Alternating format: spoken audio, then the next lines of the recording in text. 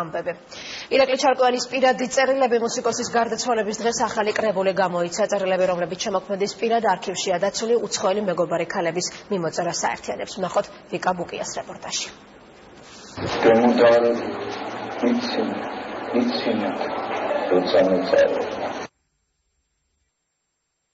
24 თებერვალი, ანუ ირაკლი ჩარკვიანის გარდაცვალება, უამრავი არაჟღერებული მელოდიების სიკვდილს ნიშნავდა. ეს განცდა დღეს აუცილებლად ყველა მის მსმენელს აქვს. ირაკლის როგორც მუსიკოსის ისტორია 5 წლის ასაკში იწყება. მაშინ ვერავინ იფიქრებდა, რომ წლების შემდეგ ის აბსოლუტურად კონფრონტაციულ პროდუქტს შექმნიდა და თავს მეფეს უწოდებდა. თუ გავითვალისწინებთ ბავშვს კარგი მუსიკალური უნარებით, 70-იანების ჰიპურ წლებში, რომელიც მუსიკალურ კონტრკულტურაში იზრდება, ალბათ უფრო ადვილად მივხვდებით, რატომ იყო ირაკლი ჩარკვიანის მუსიკა ასეთი რევოლუციური. სინამდვილეში ირაკლი ჩარკვიანს ანდერგრაუნდის ძიებაში ბევრი დრო არ დაუკარგავს, რადგან გელა ჩარკვიანის სახლი თავად იყო ანდერგრაუნდი.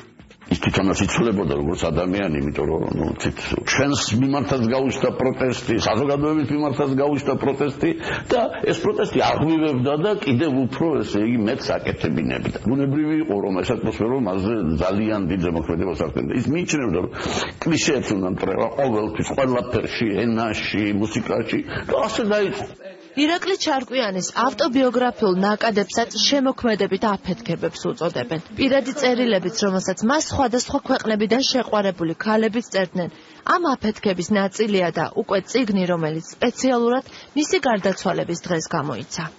მსგავსი კუთხით გაცნობა ირაკლის მისი შემოქმედების თაყვანისმცემლებს დაეხმარება, რომ კიდევ უკეთესად გაიცნონ ირაკლი ჩარკვიანი როგორც მომღერალი თუ მუსიკოსი, როგორც მწერალი, პოეტი და უბრალოდ ადამიანი, რომელსაც ჰქონდა ასევე ჩვეულებრივი ადამიანური ვნებები.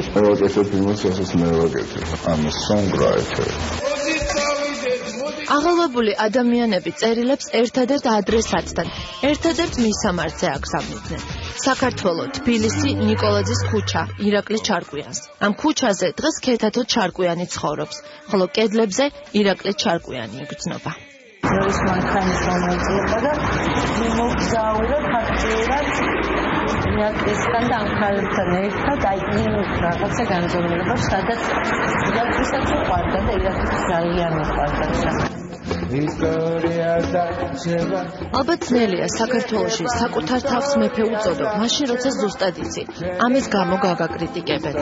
თუმცა ნონკონფორმისტისთვის, რომელიც ლანძღვასაც და აღფრთოვანებასაც ერთნაირად წყნარად იღებდა, თელ ამ ქაოსში მთავარი მხოლოდ მშვიდი ცურვა იყო.